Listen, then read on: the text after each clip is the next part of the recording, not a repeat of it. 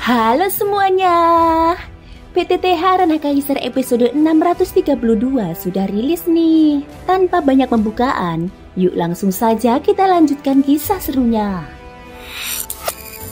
Di episode sebelumnya, Xiaoyan dan Longyan melakukan perjalanan menjelajahi dunia Sanhai, sebuah tempat penuh konflik antar suku binatang buas yang mendominasi tanpa terlihat adanya bangsa manusia. Dalam perjalanan, mereka menyaksikan peperangan, pengkhianatan, serta kerasnya hukum rimba di dunia itu. Xiaoyan tetap tenang dan bijaksana, sementara Longyan belajar pahitnya realitas bahwa kepercayaan mudah berbalas dengan penipuan. Tujuan mereka akhirnya tertuju pada benua Qiu, di mana dua suku terkuat, Rubah Roh Cahaya dan Naga Awan berkuasa. Saat mendatangi suku Naga Awan, mereka justru menghadapi permusuhan, mengisyaratkan betapa sulitnya manusia bertahan di dunia yang dikuasai sepenuhnya oleh makhluk buas. Para bangsa binatang ajaib ini memandang manusia tidak lebih dari makanan lezat. Peristiwa yang terjadi dengan ular laut iblis sudah cukup membuktikan di dunia Sanhai kedudukan manusia amatlah rendah, bahkan jatuh sampai taraf dijadikan santapan. Seekor ketua dari suku Naga Awan tiba-tiba mengeluarkan raungan naga yang mengguncang langit. Segera, naga-naga awan lainnya mengikuti pemimpinnya, meraung serentak seakan hendak menegaskan kedaulatan wilayah mereka. Itu jelas sebuah provokasi ditujukan kepada Xiaoyan dan Longyan. Xiaoyan mengerutkan kening, dia melangkah maju selangkah, tubuhnya menjelma menjadi garis cahaya dan dalam sekejap sudah berdiri tepat di hadapan ketua Naga Awan. Tanpa mengucapkan sepatah kata pun, dia mengangkat tangan. Dari antara alisnya, sebuah lambang bintang berwarna putih berkilau gila-gilaan. Dia meninju dengan kekuatan yang cukup untuk menghancurkan kepala ketua Naga Awan tersebut.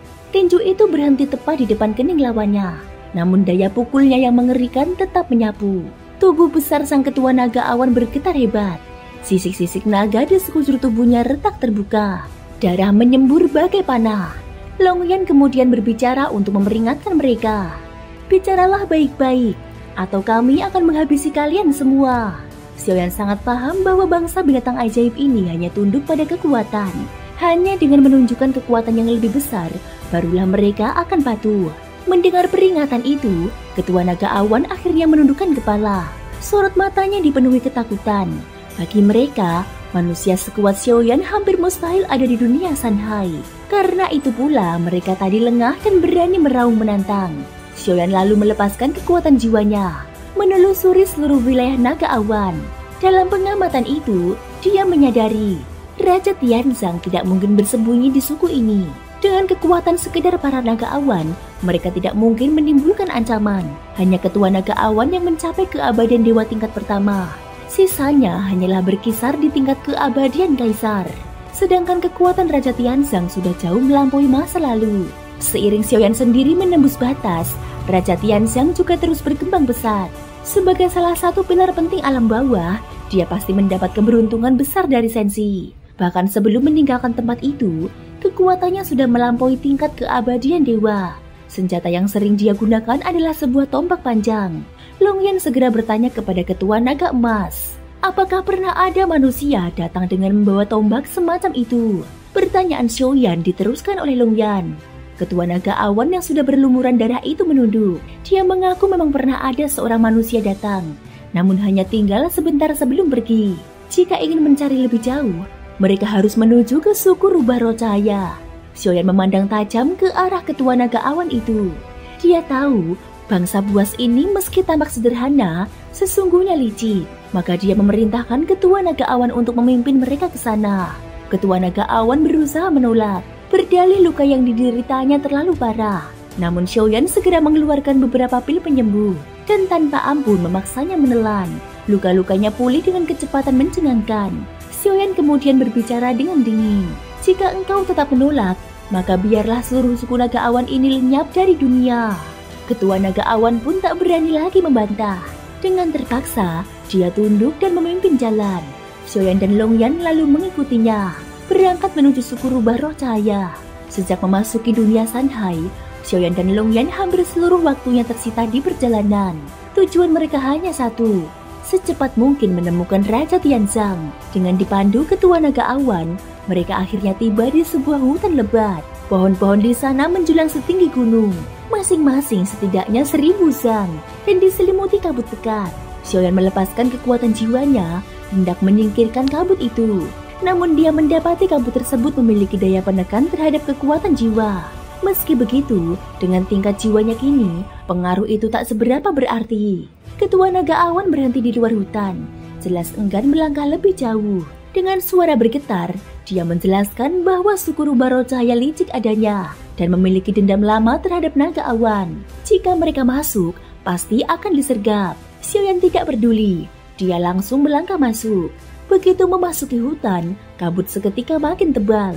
Dia mengangkat tangan, lalu menjentikan jarinya. Seketika nyala api menyala dan meluas, menjelma menjadi lautan api, menyelimuti seluruh area. Longyan mengeluarkan auman naga, menuntut agar pemimpin suku rubah roh cahaya segera keluar. Jika tidak, seluruh hutan akan dibakar habis. Cara ini memang tampak kasar, namun dengan jejak Raja Tianzang yang tak jelas dan kemungkinan bahaya besar mengintai, mereka tidak boleh membuang waktu. Jalan yang paling cepat adalah jalan yang paling langsung. Api merajalela, panas menyengat memaksa beberapa bayangan melesat keluar dari kabut. Mereka menjelma menjadi sosok-sosok anggun, menjadi perempuan berambut putih dengan bulu berkilau bagai cahaya, dan mata mereka bening laksana permata. Mendekati Xiaoyan, tubuh mereka berubah menjadi wanita-wanita manusia yang menawan. Tubuh indah dengan lekuk menggoda. Pakaian minim yang hanya menutupi bagian penting, kulit putih mulus terbuka, tatapan mata penuh daya pikat. Namun semua itu sama sekali tak berpengaruh kepada Xiaoyan. Dengan kekuatan jiwa tingkat void, seluruh tipuan mereka bagaikan sandiwara anak kecil. Salah satu wanita rubah, berambut perak dan tubuh tinggi berlekuk sempurna, melangkah maju. Dengan suara yang nyaring namun dingin, dia bertanya, "Siapakah Tuan? Mengapa datang ke wilayah kami dengan cara yang begitu kejam? Antara kita tidak ada dendam, namun engkau hampir membakar seluruh tanah ini." Xiaoyan menatapnya tanpa perubahan wajah. Dia menjawab dengan dingin, "Aku mencari seseorang lelaki manusia, bersenjata tombak panjang. Pernahkah dia datang ke suku rubah roh cahaya?" Wanita itu tersenyum samar. Dengan nada menggoda, dia berkata bahwa banyak manusia pernah datang. Banyak pula yang membawa tombak panjang. Mustahil memastikan siapa yang dimaksud. Tubuhnya berlenggak-lenggok, kedua kakinya yang putih panjang bagai giok melangkah dengan penuh rayuan. Terus mencoba mengguncang hati Xiaoyan. Namun tatapan Xiaoyan tetap sedingin kulkas. Dia menegaskan dengan suara rendah, "Jika kalian tak mau menjawab, maka biarlah seluruh hutan ini aku bakar habis. Aku akan mencarinya sendiri di antara abu." Kali ini, wajah para wanita rubah itu berubah. Mereka menyingkirkan senyum manisnya, serempak menunduk dengan hormat, lalu berkata dengan sungguh-sungguh bahwa putri rubah roh cahaya berkenan menerima mereka. Namun Xiaoyan tidak diperkenankan masuk lebih dalam. Xiaoyan mengangguk singkat. Dia menggerakkan jarinya. Seketika lautan api yang membara pun surut, menghilang masuk kembali ke dalam tubuhnya. Dia telah mengendalikan suhunya sejak awal, cukup untuk menakut-nakuti, namun tidak benar-benar menghancurkan hutan. Thank you guys sudah mendengarkan ceritaku di episode kali ini sampai akhir. Ikutin terus kelanjutan episode berikutnya ya.